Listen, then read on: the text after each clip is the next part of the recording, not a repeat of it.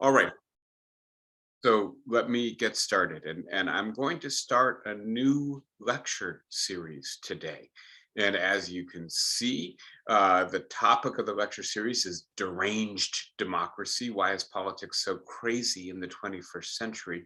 And I suppose that the evidence is all around us. At perhaps the most fundamental level, we cannot agree on a shared reality. Is climate change happening? Do the vaccines protect us? Is the coronavirus a hoax?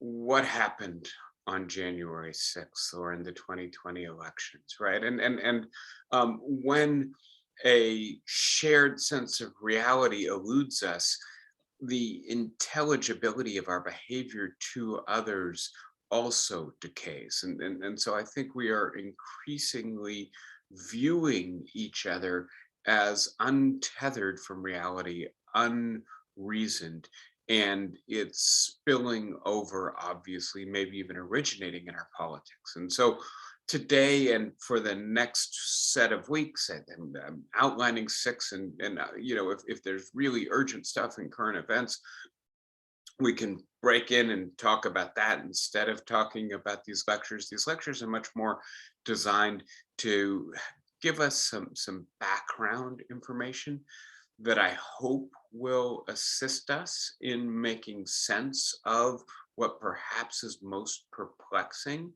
about the current world. And so that's the motivation. In terms of the method, I'm going to do something that I really haven't done with you before and is relatively new to me in general, and that is to try to explore the roots of what seems to be so irrational, unreasonable, illogical in our politics by looking at the human brain, by looking at advances in psychology and cognitive science and other ways that we understand both the intrinsic powers and capacities that we have to solve problems, to think, to govern ourselves individually and collectively, and also their limits and the blind spots and the, if you will, bugs in our cognitive software. And so to introduce the lecture series, I chose one of my favorite works of art.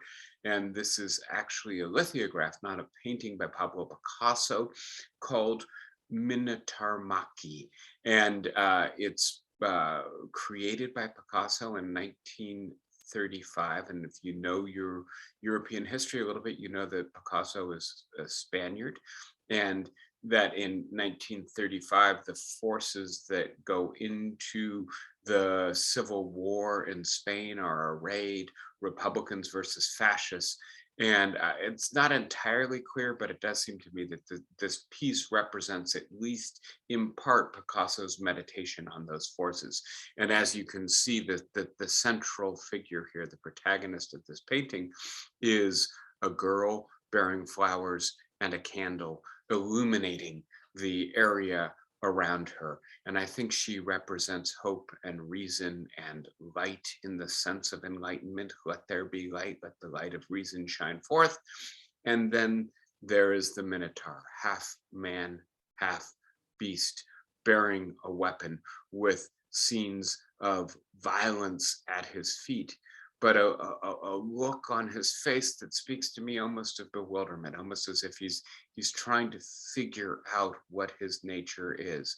And of course, the hand not bearing a weapon is raised in the direction of the girl bearing the candle. And it's entirely unclear, I think, whether he is reaching out to her, perhaps for guidance, or he's putting his hand out to shelter himself from the light.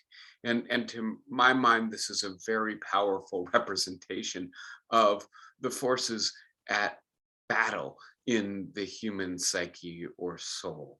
That we have both the capacity for reason, for hope, for progress, for insight, and quite animalistic instincts. And of course, the fact that Picasso was representing this as fascists and Democrats get ready to go to war over the future of his country indicates that those forces don't only struggle in our souls, they also struggle in our politics. And so that's what I want to focus on, and why it is perhaps the dark side of human nature seems to be getting more airtime in the 21st century than perhaps it had 25 or 50 years ago. So with that question in mind, I want to focus now on the first topic for these lectures, and that is the era of enlightenment in the age of democratic revolution. And my basic organizing claim here is that we do need to understand the Enlightenment in order to understand democracy. The Enlightenment is a period in European history, and the renaissance of modern democracy is, of course, a American European accomplishment in the 18th century. The Enlightenment thinkers date back to the 17th century and forward into the 18th and even the 19th century. And their ideas are very much not only the ideas that inspired the democratic revolutions, but also the ideas that underpin the democratic constitutions and institutions. There are assumptions about the capacity of the individual to rule themselves rationally, to master their passions, and assumptions about how we act collectively to form public opinion and then to vote, that you cannot make sense of without seeing their roots deeply planted in the Enlightenment. And so that's where I want to start, in a sense, is to set up the question: did the architects of modern democracy make assumptions about human nature that turn out to be flawed or mistaken, or at best half true? And to represent this theme, I've chosen another piece of art. You can tell I was having a little bit of fun as I was putting this together. And this is Eugene Delacroix's Liberty Leading the People, a quite famous piece of art from the Louvre. This is painted in 1830, about the revolution of 1830, the revolution that eventually leads to, Louis Bonaparte becoming the new emperor of France, and so has ultimately an anti-democratic outcome. That takes 20-ish years for all of those pieces to fall into place. But having said that, Delacroix, I think, already suspects that all is not right in the French Republic. And the way you see this, the liberty is here personified, Lady Liberty. And if you look at the Statue of Liberty, if you look at more traditional portraits of liberty and think about the iconography, the way in which she is represented, she has one breast bared. But here there are two, right? And in that imagery, there's a suggestion that this is not virtuous liberty, but licentious liberty. This is liberty that releases unbridled passions, and so has both breasts bared. Similarly, although the title of the painting is Liberty Leading the People, she doesn't look very much like she's leading. And at least some of the people are being trampled under her feet, literally, as she ignores other members of the people pleading at her feet, because her eyes are directed at the young man with a gun pointed at her. And so is liberty really leading the people, or is mob violence impelling liberty forward on a destructive course? And so already in 1830, Delacroix suspects maybe the Enlightenment faith is not going to be quite so borne out by what's actually happening in France, just as in 1935, Pablo Picasso worries that the dark forces of human nature may get the better of the light of reason. So with that introduction, I'll just tell you briefly where I want to go with these lectures. Today, right, we're going to set things up by looking at Enlightenment in general and the age of democratic revolutions. And even before I do that, I'll speak with you a little bit about some more developed motivations for this course. But having done that, then in the second week, I'm going to be able to drill down into much more detail about 18th century constitutional philosophy, the people at work in the United States and France in drafting the first modern democratic constitutions, and what ideas informed the ways in which they designed the institutions that they are responsible for. And I'm going to suggest in particular that the fact that the democratic foundings that are most influential for modern politics coincide with what might be called the high watermark of Enlightenment confidence in human reason is far from coincidental.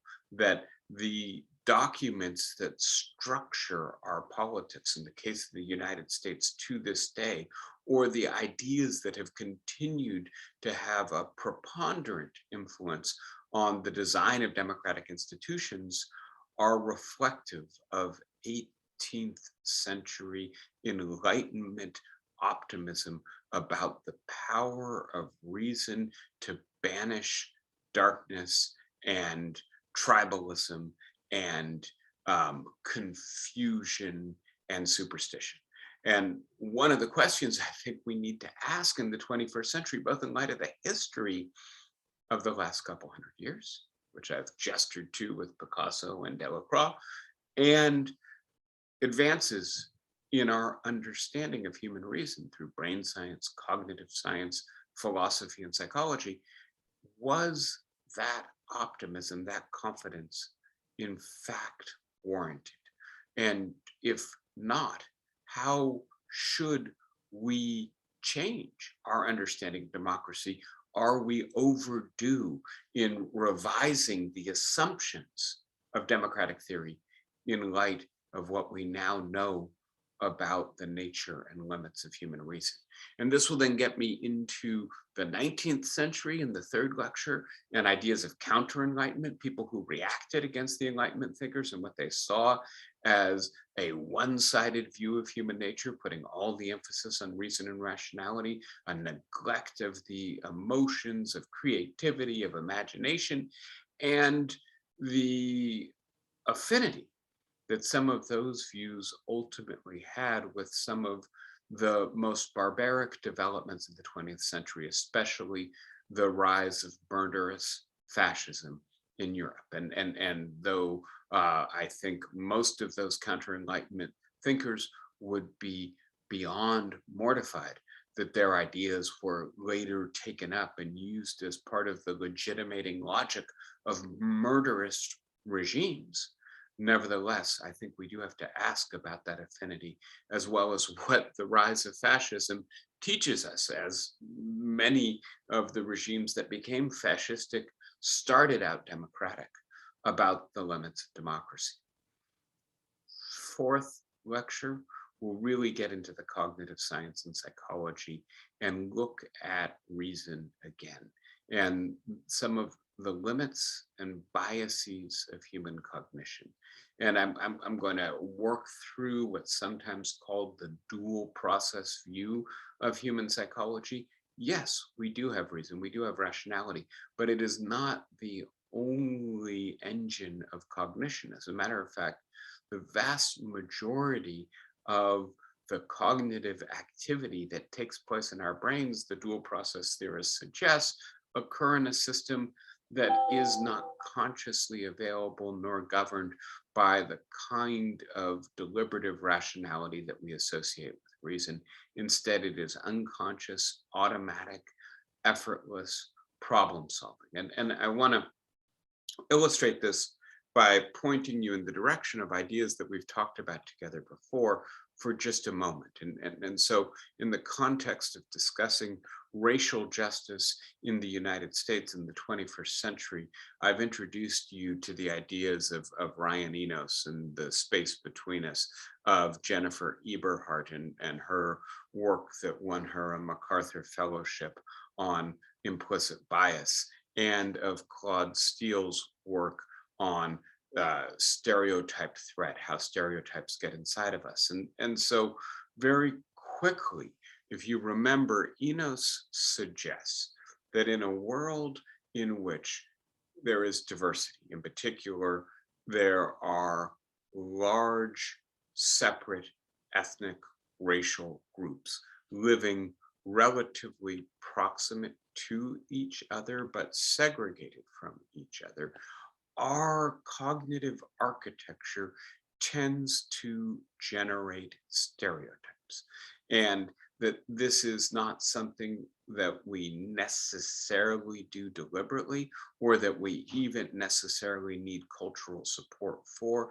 It's deeply rooted in the very structures of human cognition, the association of geography and social difference with difference in kind, difference in tribe, difference in threat level, right? And so that even those among us who are avowed anti-racist may find our minds generating stereotypes that it is hard for us to resist.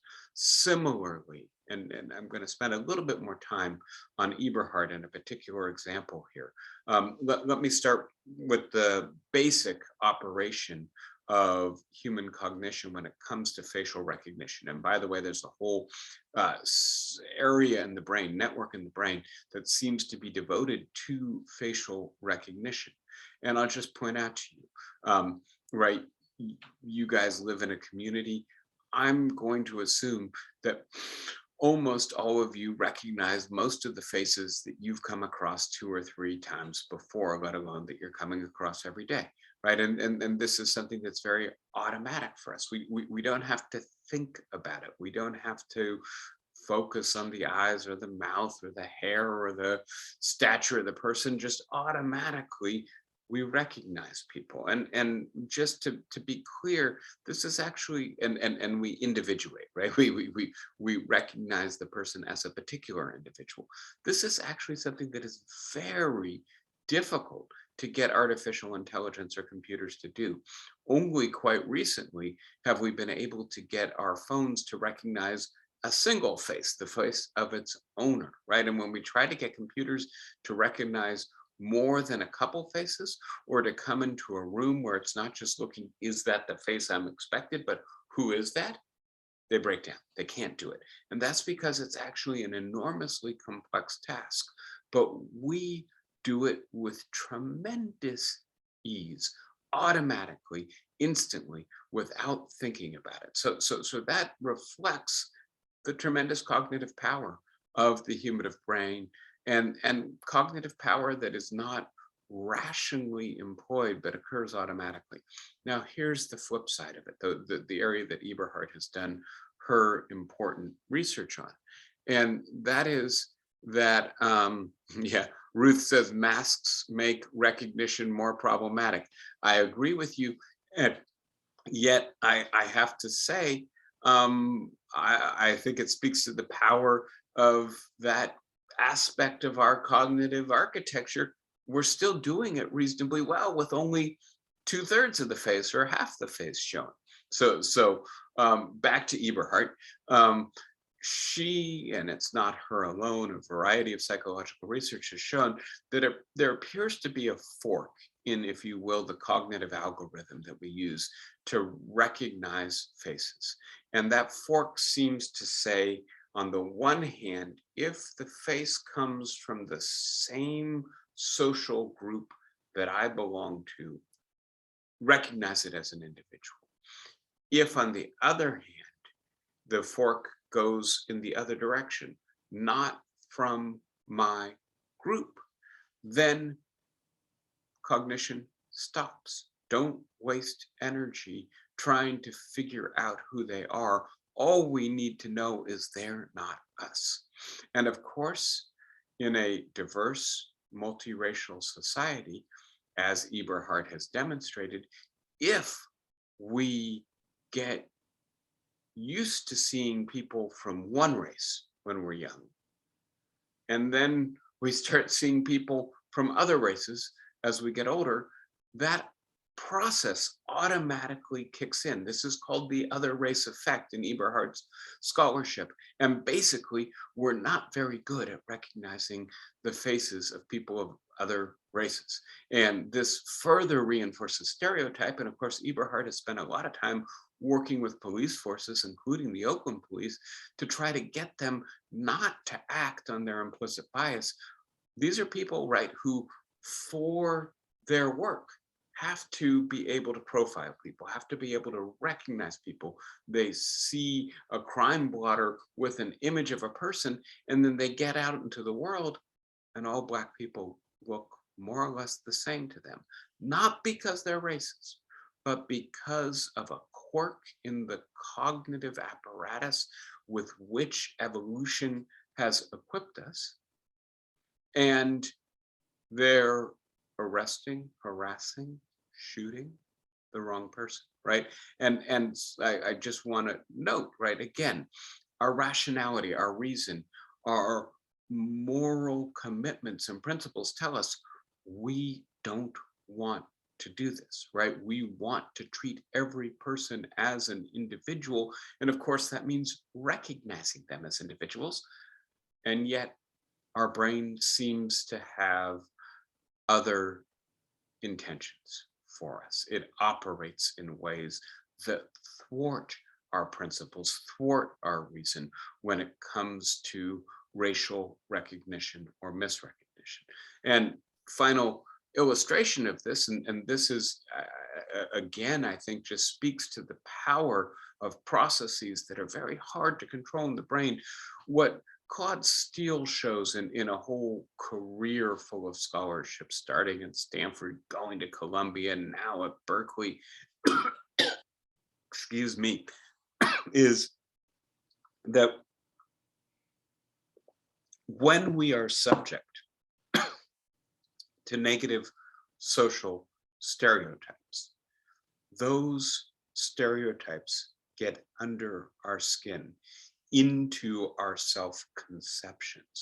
And in high stakes, high pressure performance tasks, if the stereotype says people like you aren't very good at this, it actually interferes with our ability to do well on those tasks, right? So you know, you're smart, you're really good at doing this kind of math problem, right? That's your reasoning, that's your rational thought talking to you, and it's true.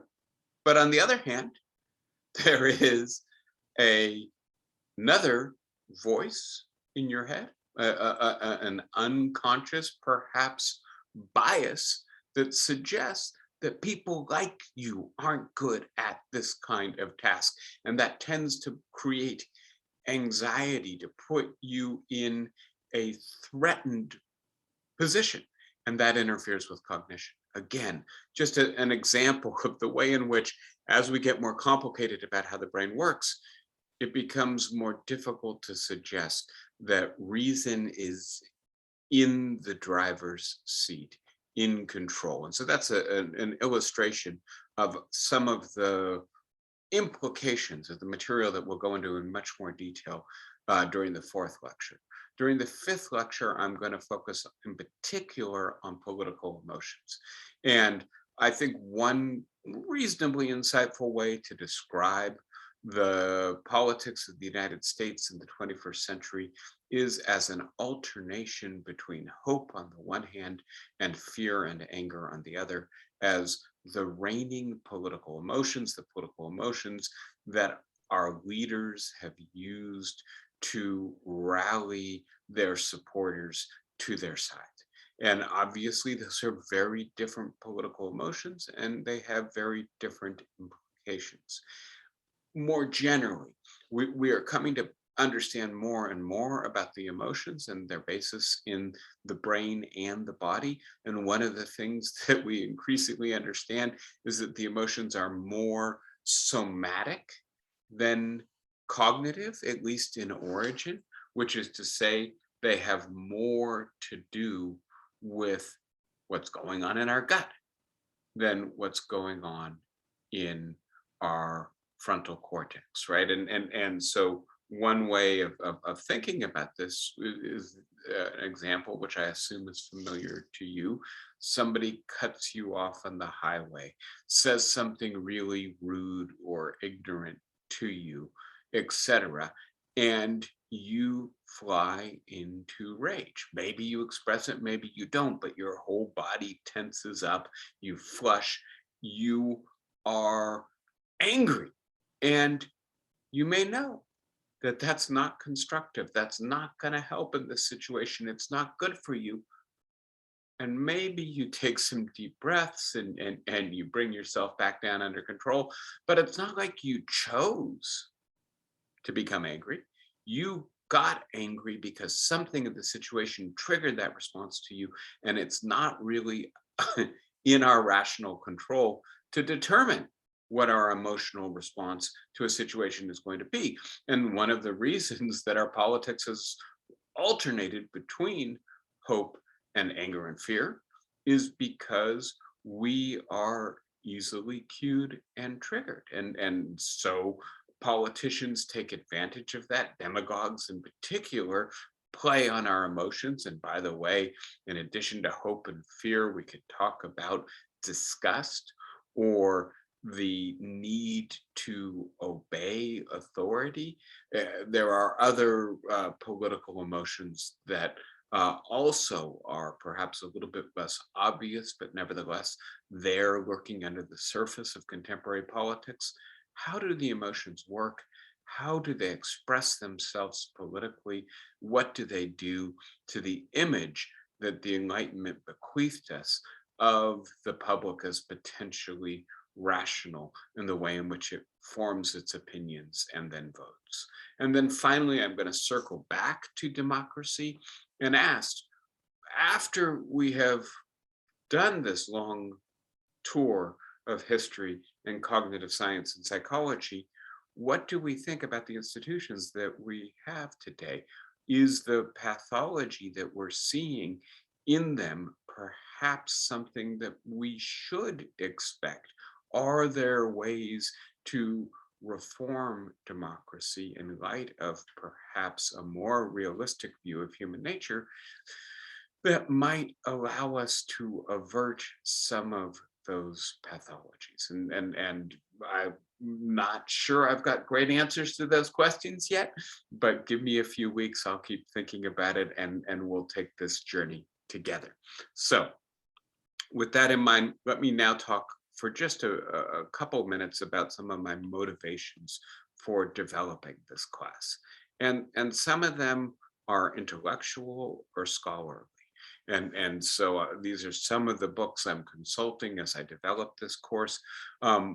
Richard Wollen's The Seduction of Unreason, which is a book about the romantic reaction against enlightenment and the ways in which that view eventually gave rise to support for fascism.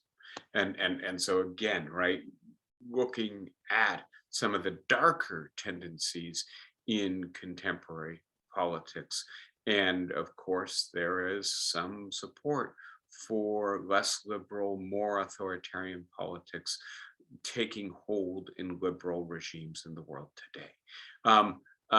Very different kind of motivation comes on the one hand from Amitav Ghosh's very influential The Great Derangement, which is about climate change and about how our culture seems incapable of generating the intellectual and cultural resources necessary to come to grips with the threat that climate change is presenting us with. And then a contemporary philosopher at NYU, Dale Jamison's Reason in a Dark Time, why the struggle against climate change failed and what it means for our future.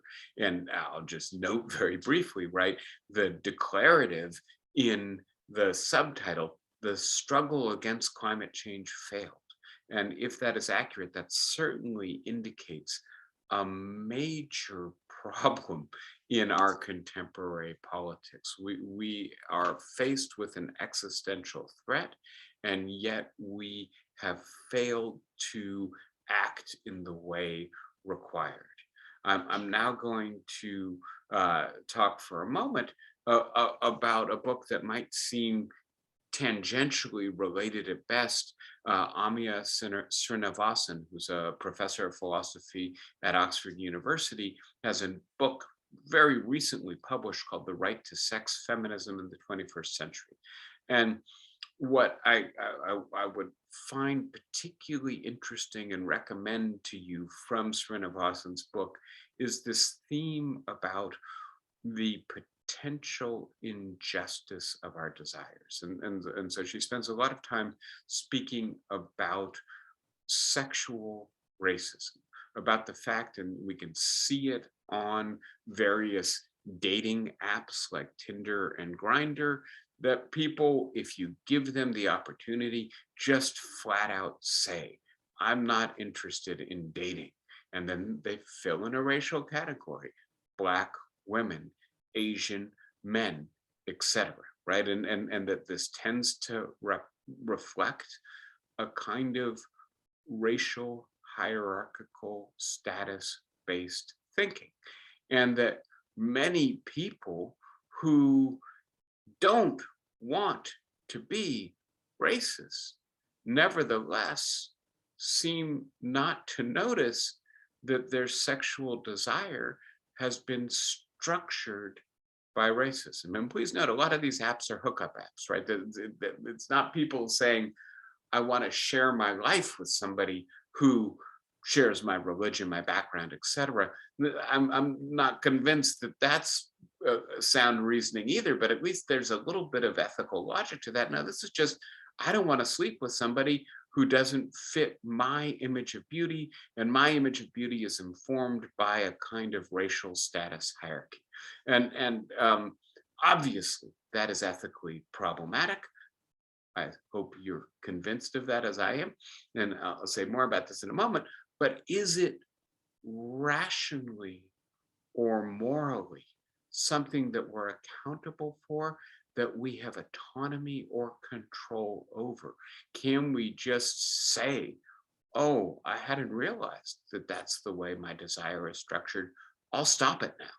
Or does our sexual desire sometimes not listen to the reasoning, the moral part of ourselves? Very quickly, this book, which is a wonderful, amazing, interesting, troubling book by Bessel van der Kolk, who's a psychiatrist at Harvard.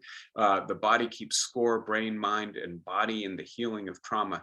And very quickly, so van der Kolk has worked for decades with people who are recovering from trauma, soldiers who have suffered serious injuries, people who have been raped or assaulted, or who are related to people who have been murdered.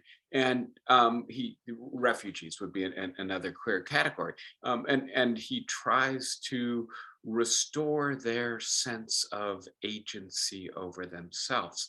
And what he finds again and again and again is that even if at a rational level, they are convinced that there's no reason to behave in the way that the trauma leads them to behave, it seems to be deeply rooted in their bodies. And so the soldiers can be going about their lives and doing all right, and somebody touches them in the wrong way.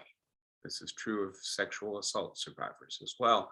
And the next thing they know, they're huddled on the floor, unable to move, and sometimes that lasts days. And his claim, and again, I think we have to reckon with this, is that trauma is registered in the body and that the mind's capacity to overcome the residue of trauma in the body is very limited. That in a sense, we need to address this in a bodily way. And again, if we go back to the origins of enlightenment in Rene Descartes' meditations, right, that there's this idea that the mind is separate from and superior to the body. And it certainly doesn't seem like contemporary theory uh, supports that. I've already spoken with you about Eberhardt's bias. I'll just point you finally to two very important works in contemporary cognitive science and psychology. Daniel Kahneman's Thinking Fast and Slow. I've spoken with you about Kahneman and Tversky before, and their very important work in dual process psychology, suggesting that much of cognition occurs automatically, unreflectively, and not even consciously. And that that is in part because that is the way the human brain is evolved, right? In a sense, the capacity for rational thought evolved late, probably accidentally, and has shaped both us, our culture, and our worlds. And yet, our brains, in a sense, are not very well evolved to engage in it on a regular basis, not very well evolved to work in the world they've created, the world of large scale societies, technology, interaction with anonymous others.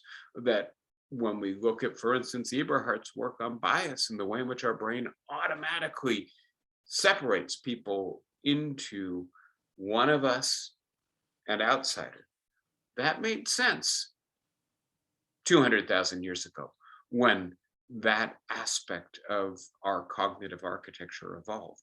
It may not make sense today, but that doesn't mean we can just shed that aspect of the architecture of cognition in our brains. Similarly, we're going to look at Hugo Mercier and Dan Sperber's work, The Enigma of Reason, which makes an evolutionary argument that reason did not evolve as a problem solving capacity, so much as a capacity for demonstrating tribal belonging. And so that our, if you will, rational part of our brains, right? And this is now focusing on the rational part of the brain, not the unconscious or subrational automatic part of the brain, instinctual, animalistic, but even the rational part of the brain is not necessarily engineered to work like a scientist, figure out what's true and false, so much as to work like a lawyer. Find the evidence for the thing that you believe and marshal it as effectively as possible. I'm just looking in the chat. And sorry, let me get back out of that. Yeah, shoot. Sorry, give me just a moment. I've got my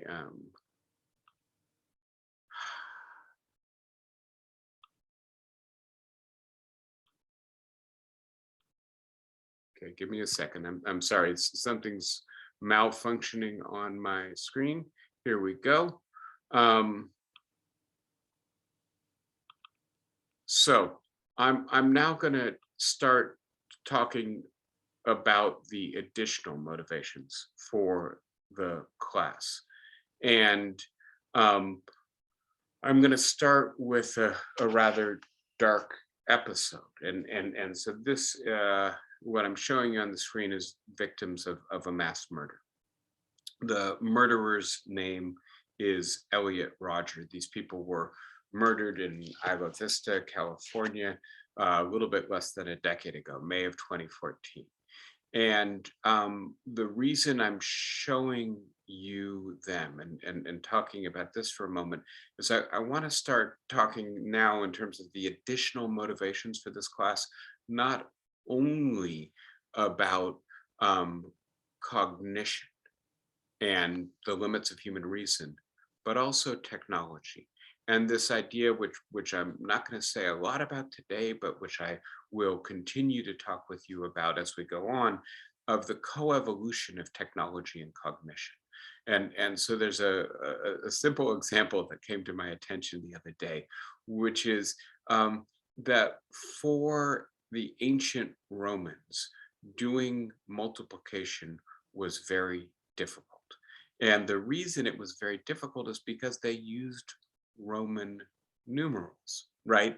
They did not yet have the Arabic system for denoting numbers. And when you try to multiply in Roman numerals, it becomes a very complicated mental operation. When civilization, different groups went over to using Arabic numerals, all of a sudden multiplication got a lot easier, right? And so writing is a technology, and different ways of writing carry with them different levels of intellectual empowerment. And one of the suggestions here then is that the transition from Roman numerals to Arabic numerals assisted us in becoming more powerful at basic operations of math, right? And so that's a very simple illustration of this more general point. And I now want to talk about social media and return to Elliot Rodger. And Elliot Rodger occupied certain uh, dark backwaters of the web where people refer to themselves as incels. I don't know if this is familiar vocabulary or not, but it's short. It's social media speak for involuntary celibacy. And what ultimately led, I guess, Elliot Rodger to commit mass murder is the fact that he blamed others for withholding sex from him, which he thought he was entitled to. And again, this is crazy speak. This is nuts. And just to be clear, we're probably approaching 100 people who have been murdered by self-declared incels, typically in school shootings or other forms of mass murder using vehicles, guns, knives, etc. And the fact of the matter is that the relatively ordinary adolescent male experience of loneliness, frustration, and self-doubt is not being resolved in the way that it was 50 years ago. You talk to your parents, you talk to your friends, an older sibling, an aunt, an uncle, and they tell you, look, you just got to stick with it. It may be a little bit miserable right now, but things will get better. And, there are things you can do maybe to improve your chances. Instead, these young men, and it's almost exclusively young men, it's almost exclusively white and Asian men, are going online to social media sites that provide them with an entire theory about the unfair distribution of sexual access in the 21st century and the way that it has its roots in feminism and Me Too, in neoliberalism and the unequal distribution of status, and in racism. And by the way, almost all of these incel online writers want to be with, quote, skinny white blonde women. And the idea that somehow, because those women are now not only sleeping with white people, something unjust, unfair, wrong, some sense of grievance is taking hold, right? And again, this stuff is crazy, but the fact that there are a whole group of people congregating online, tens of thousands of them, amplifies it, spreads it, lends it credibility, and then in a few unfortunate cases actually leads to violence. And so that's another aspect of the, if you will, um, incubation of hate and of craziness in our contemporary media environment, and the way in which it is playing on forces at work in the human brain that used to not have this kind of outlet, this kind of reinforcement, this kind of amplification. So maybe part of the reason the 21st century is as crazy as it is because not only do our brains have bugs and quirks in them, but the technological and social environment we occupy is better at playing on those defects in our cognition. Example number two, motivation number two. This is the most recent data on the coronavirus. It actually contains some good news. As you can see, we have been in the grips of the worst spike with, right, multiple hundreds of thousands of cases of transmission, of new infection a day over the last month or two. As you can see, the good news is that we're actually apparently on the downside of this spike. But please note that we are approaching 900,000 people having succumbed to this disease, almost 73 million cases, and these are almost surely undercounts. And so this then leads me to notice, right? There's a pretty surefire way to protect yourself against this virus in the midst of an incredibly destructive pandemic, and that is to get vaccinated. But more than a third of Americans are not yet fully vaccinated. What in the world is going on here? If you look up the Diagnostic and Statistical Manual of the American Psychiatric Association, the definition of insanity is failing to do something that is necessary to preserve your life. And it does appear that in 2021, the best thing you could do to preserve your life was to get vaccinated, and yet a substantial number of Americans resisted doing it, and it split along partisan lines, and the result is a high gap in the rate of deaths in the counties that voted for Biden as opposed to the counties that voted for Trump, right? And so again, just to spell this out as clearly as possible, we are becoming increasingly tribal in the way in which we process information, including core ideas from science and from medicine, as well as what we think about the government and the reliability of the information it provides. And that tribalism, that partisan filtering of the world is leading a substantial portion of us to do things that in the first instance put themselves at mortal peril, at risk of dying, and in the second instance endanger us all, because as long as we're in a society where only 2/3 of us are fully vaccinated, unless the coronavirus spreads so thoroughly that everybody else develops immunity the old-fashioned way from getting infected, we're not going to bring this pandemic under control, right? And so individual as well as collective irrationality seems to be the color of the day in 2021, 2022.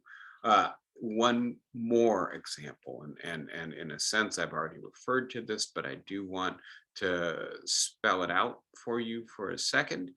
The evidence that the globe is heating during the era of global climate change is at this point all around us, staring us in the face.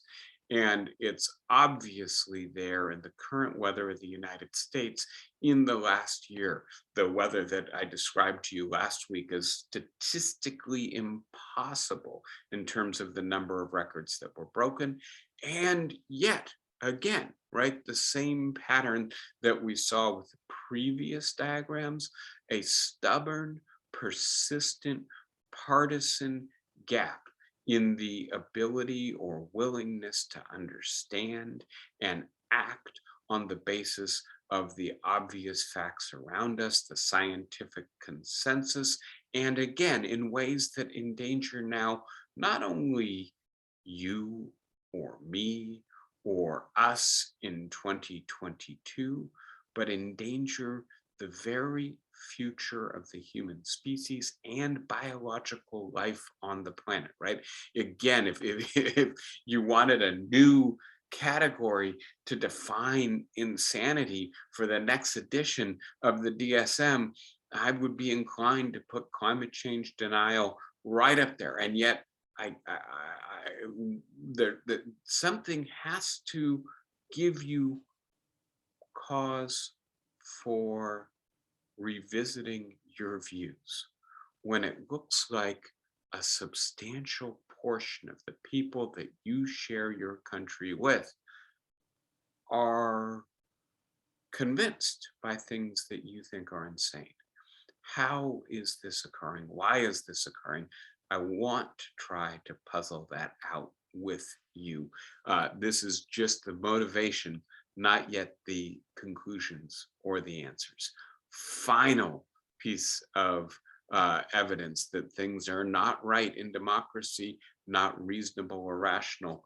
That is with the fact that a substantial portion of the American population believe that the last election was stolen.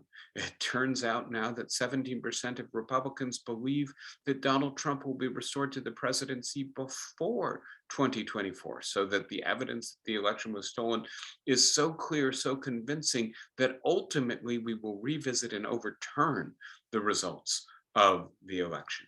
And this misinformation, right? As soon as the individuals who propound it get in front of anybody where they would be liable for spreading disinformation, they find themselves in a committee hearing a court of law, they immediately stop saying what they say on Fox News, etc., because they recognize that they would be perjuring themselves, that they would be knowingly saying something that is false, and that they would therefore be subject to fine or imprisonment. And yet 70% of Republicans believe this right now, and they don't just believe it, they are passing legislation that deforms the way in which the central process and ritual of democracy is organized, elections.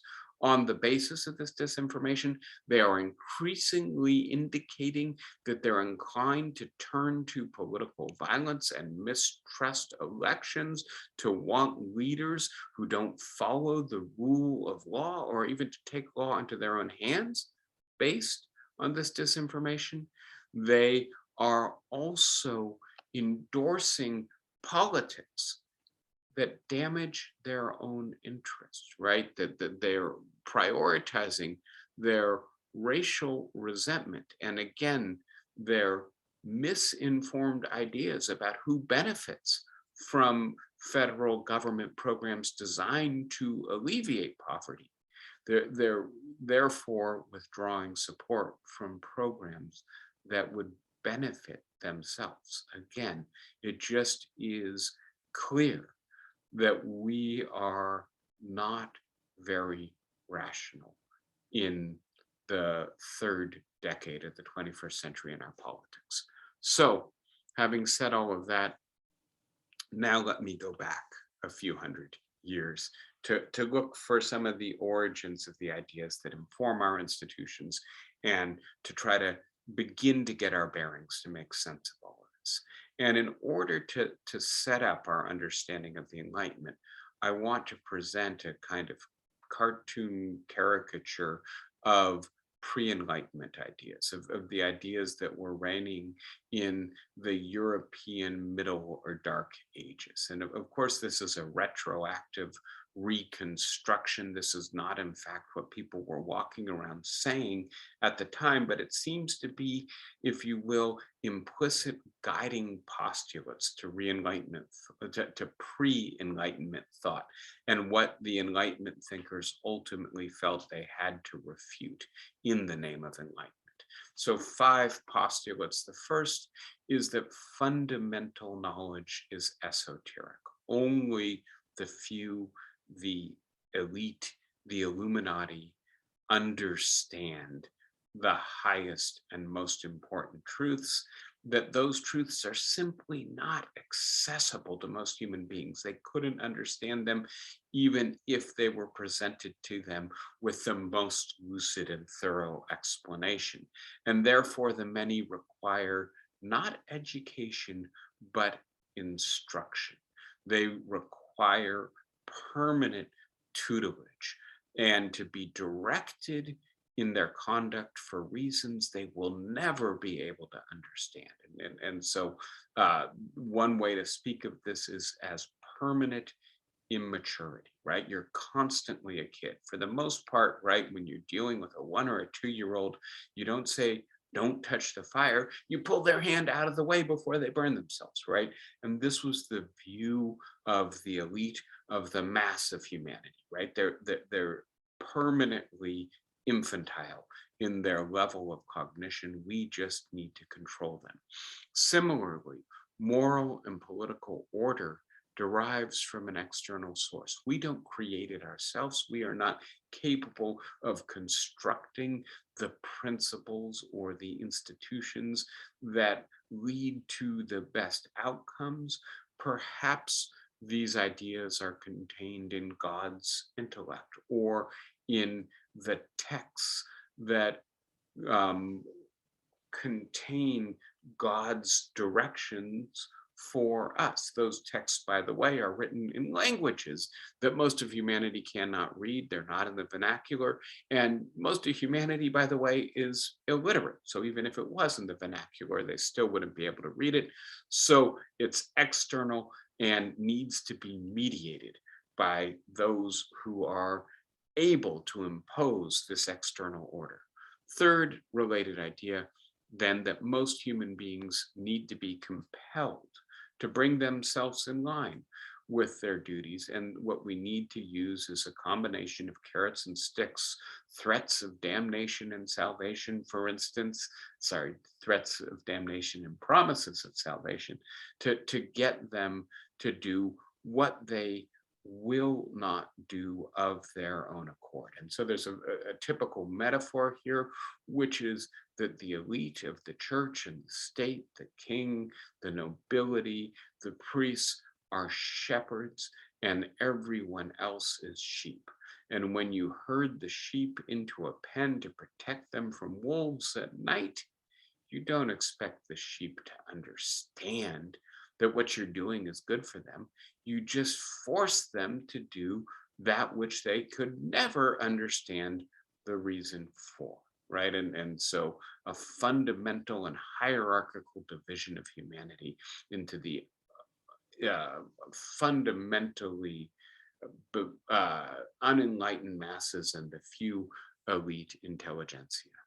The fourth idea here, now speaking of the physical world, is that the universe, and that especially includes our world, is created, ordered, and infused with meaning. It's created by a divine entity that outfits each thing in the world with a meaning and a purpose, a telos, an end. And that to understand the world, you need to understand the nature of the divine creator of the world and his purposes for the different things in the world. And so understanding the world is fundamentally an interpretive enterprise that refers back to a religious metaphysical worldview. Fifth idea is that history is cyclical and ultimately stagnant, that we are fixed in our nature, we are fixed in the orders that God has created for us, both social and political, that we are fixed in our technology because the world is structured by God for us to have our assigned place in it. And this worldview held the dominant cultural code for literally over a millennium, right? And again, I'm simplifying, and there's a lot of complexity and change and all of this, but something like these five ideas seem to be structuring the implicit assumptions of most of European society from the fall of Rome until the Renaissance, right? And so for a very long time, these ideas are taken for granted. What begins to loosen their hold? What begins to release us from the pre-Enlightenment consensus? And here I'm going to point to three things in particular, although obviously it could get more complicated very quickly. The first is Renaissance humanism, the rediscovery, especially in 15th century Italy, of ancient art, ancient architecture, the reevaluation of ancient texts, and the modeling of current art, architecture, and poetry and prose on those ancient models. And part of what is so revolutionary about Renaissance humanism is the sense that 1500 years ago, there were people who seemed to be doing a lot better than we're doing in all of these domains of human understanding, creating beauty and order and structure. And not only that, those people were heathens, right? They didn't have any of the guidance that our leaders tell us is essential to understanding the true nature of the world. And not only that, they seem perhaps to have progressed further than we have. What have we been doing wrong? What were they doing right? Is one of the questions that Renaissance humanism seems to present. And it seems to, in a sense, be a serious attack on the foundations of the pre-Enlightenment worldview. Even more destructive for that worldview was the Reformation, the breaking out within European Christianity of fundamental and deep religious disagreement, of a sense that the Catholic Church in Western Europe did not contain the best interpretation of the scriptures, in fact, was deeply corrupt, and that the individual human being did better at understanding God's demands on them than did the mediation of a church with many layers of illiterati, from the Pope down to the priest, with everybody in between, right? And not only that, when people tried to regenerate religious consensus, to convince the other side to, for the sake of salvation, come back to the flock, the bloodiest warfare, perhaps in all of human history, broke out. And it became increasingly clear that not only was religion not the source to consensus, order, and insight, but religious disagreement itself was tearing Europe apart. The supposed metaphysical foundation for all insight no longer produced consensus or agreement, but instead generated deep disagreement and warfare. And then finally, the scientific revolution. And we can personify this with Galileo Galilei, who pointed his telescope up at the stars. And by the way, right, he only had the telescope because he studied optics and figured out how to bend light in order to make distant objects appear closer. And he then, lo and behold, discovered certain bodies in our solar system that the religious consensus said couldn't be there, didn't exist, that was incompatible with their understanding of the universe. And they locked Galileo up and censored him and burned his books for having written about what he observed. And yet, anybody who chose to could look through their telescope and see what Galileo had seen. And increasingly, the people of science started generating insights that assisted all of humanity in better understanding and mastering their world. And so perhaps the path to knowledge was not the path of pre-enlightenment, interpreting the world using religious metaphysical systems that were understood only by a few, but a much more empirical, experimental, available scientific methodology that frankly anybody, no matter their place in the religious hierarchy, might be able to employ to generate new insights. And this then leads me to finally the other end of the telescope, what the Enlightenment maintained against the pre-Enlightenment. The first is that every person has a capacity to understand the most essential knowledge. At least every person who's reasonable and conscientious can use their reason to understand the most important truths. That social order arises from human nature, that we are able to give ourselves the principles that we need to lead our lives by, to construct the institutions collectively and together, democratically, if you will, that can produce and secure social order, that we are internally morally motivated, that our sentiments, including pity and a desire to be esteemed by our peers, as well as our reason, are sufficient to help us figure out what the right principles of conduct are and to get us motivated to actually follow those principles. That the universe is not made to be interpreted per se, it's not made and it's not pregnant with meaning, but it can be explained using laws and scientific method to detect its underlying structure and order. And from that scientific enterprise, technology follows that helps us to better master the world and secure our place within it. And by the way, if all of us reason in the way that we are capable, if all of us do our part in constructing social order, if we follow our internal moral compass, if we continue to develop science, progress is possible, perhaps even guaranteed.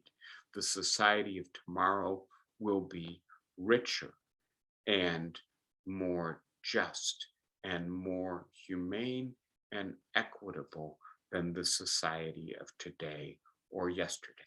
And so in a sense, that's where we'll go next week, is to look at some of the details of that philosophical development and the contributions it made to democratic theory, the way in which the people who gave us our constitutions assumed that the Enlightenment was correct in order to be able to pose the question, was that assumption in fact sound? Do we continue to have faith in these 5 propositions, or has our subsequent history, our subsequent learning, led us perhaps to doubt some of this? All right, so I went over time. I know I was trying to cover a lot of material. I hope you see where I'm going. And please, yes, let's start with some questions. Flossie, take us away. The one thing that we haven't overcome is being well, if my back is turned to my television set and I am hearing somebody speak, I still am in the position of making a judgment about how intelligent he is or she is based on their accent. This is how I was raised, despising my own Brooklyn accent. I had to overcome it. not as a prejudice, but as a means of survival. I could not teach in the public schools with a Brooklyn accent.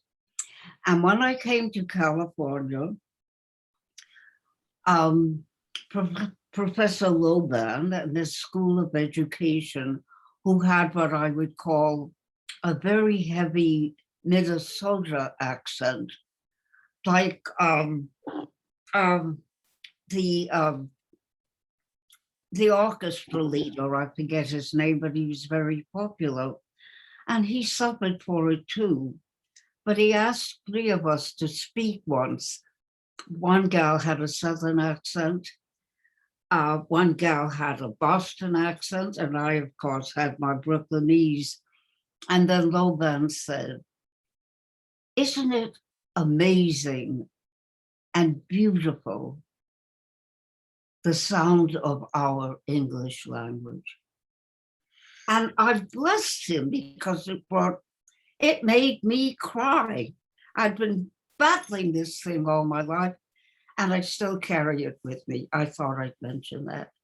Yeah, let me tell a couple stories here, Flossie, that follow up on yours. One of them comes from linguistic research on gender differences in Oh, credibility. And so linguists study juries because juries are, in a sense, real, but almost laboratory, perfect artificial environments for conversation, right? The topic is set, the people are limited, you need to reach consensus. And what they find when they study juries is that when men speak, what they say is, quote, taken up, meaning that the rest of the members of the jury will respond to it. They may not agree with it, but they're going to at least discuss it, if only to refute it. When women speak, they speak differently. And you know, this is not a 100% true generalization, but this is dominantly true for the gender divide that we see in juries in America today. Women speak tentatively. They tend to have a rise at the end of their the end of their utterance, which is characteristic of questions as opposed to statements. And as a result, when they speak, their statements tend not to be taken up by other members of the jury, right? As opposed to that, what often happens is eventually a man will repeat the idea and then it gets taken up, right? And so there's this sharp gendered division of authority, credibility, right, that appears to be here. Very quickly, because we're running long, I'll just mention that when I was in graduate school in England, I had a couple of housemates, one of whom was a blue-blooded aristocrat, a descendant of Catherine the Great, as he never tired of telling people, who spoke with that very rich marbles in the mouth kind of accent. The other of whom was a very gifted feminist literary critic who came from the north of England and had a strong northern accent. And Catherine was her name, didn't like it when people didn't do their dishes in our shared kitchen. And if I left my dishes there for an hour, she would come knock on my door and say, "Why haven't you washed your dishes?" But the aristocrat used to have these giant dinner parties, 20 people over. This was a big house. And he would leave his dishes there for days on end, and Catherine would never say anything to him. And I was reasonably friendly with her. And finally, one day I said, "Why is it that I leave my dishes for an hour and you're, on my case, and he leaves 100 times more dishes for 2 days and you don't say a thing to him?" And she blushed crimson and she said, "It's the accent. I can't say a word to him."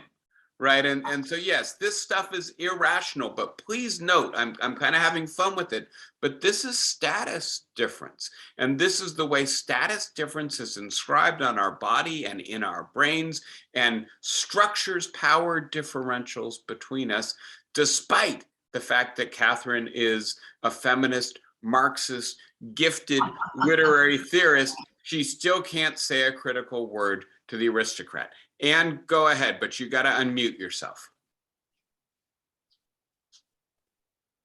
Are you getting there? Yeah, Yeah, there you go. there. Okay. Yeah, just very quickly in terms of juries, I was on a jury that carried a lot of scientific information.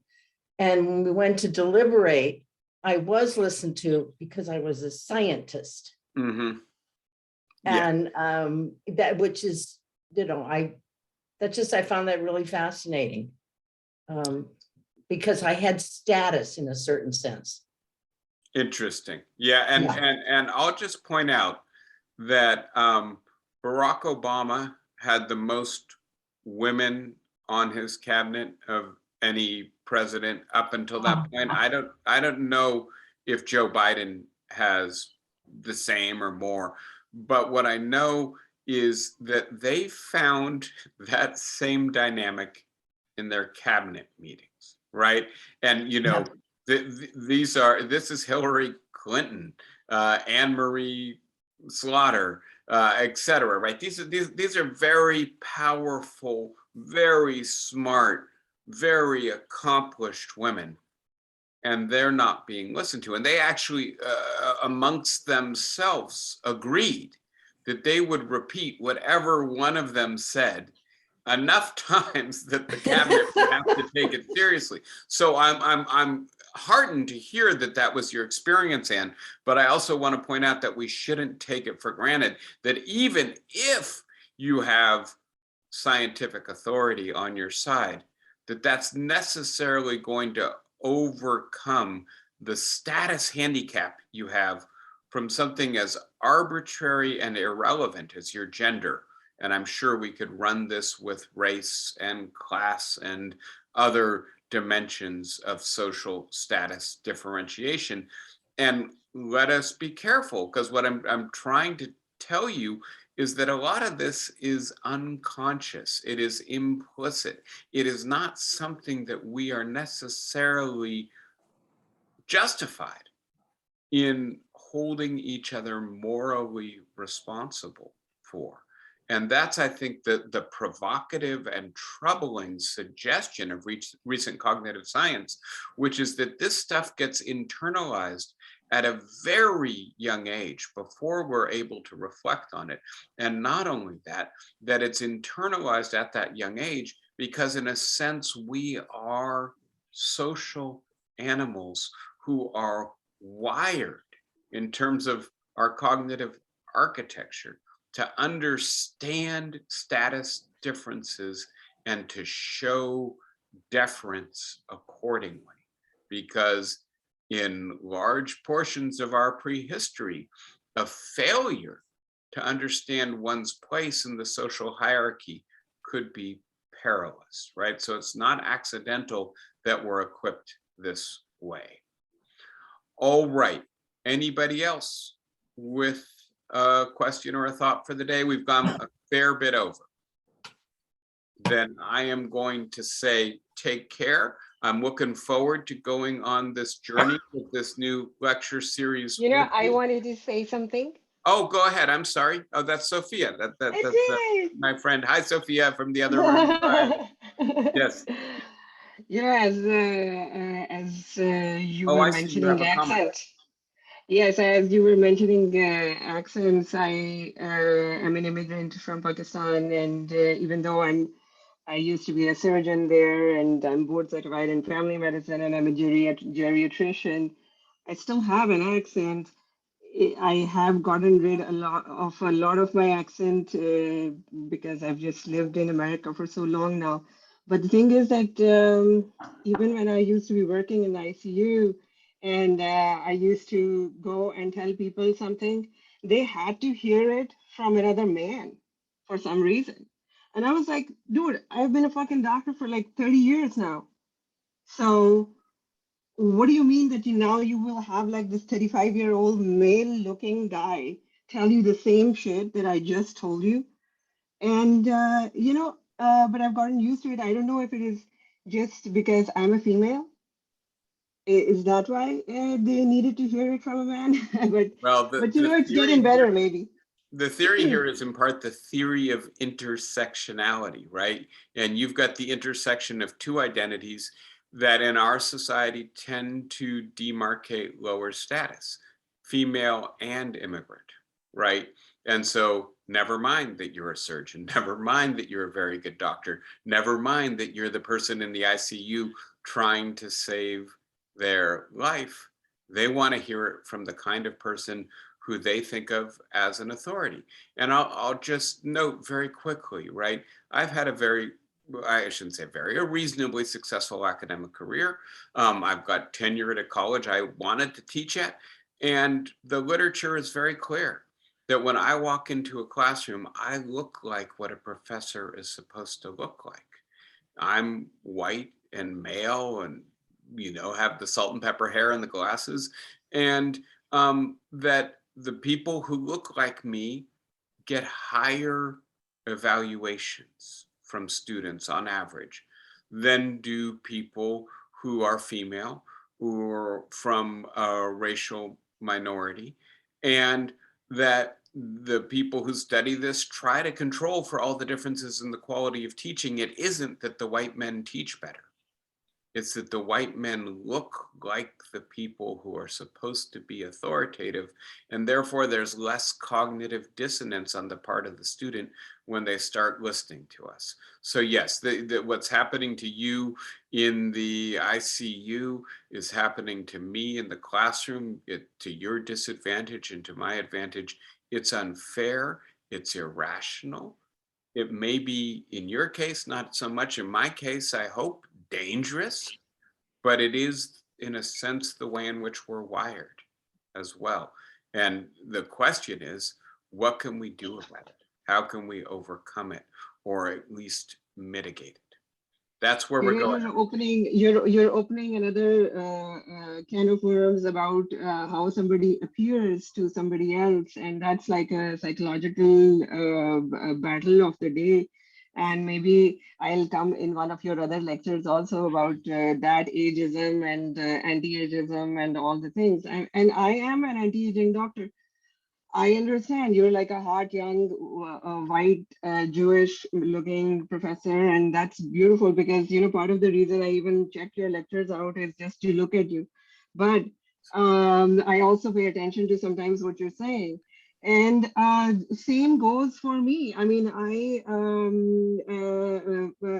to the point, because I have my own anti-aging center and I have a company, which caters to people who want to preserve their physical states from falling apart. So when I am talking, I so many times talk to people just looking with the way I look. And then at many times now, because I employ social media to sometimes reach out to people, I have to put like a filter of a man on my face.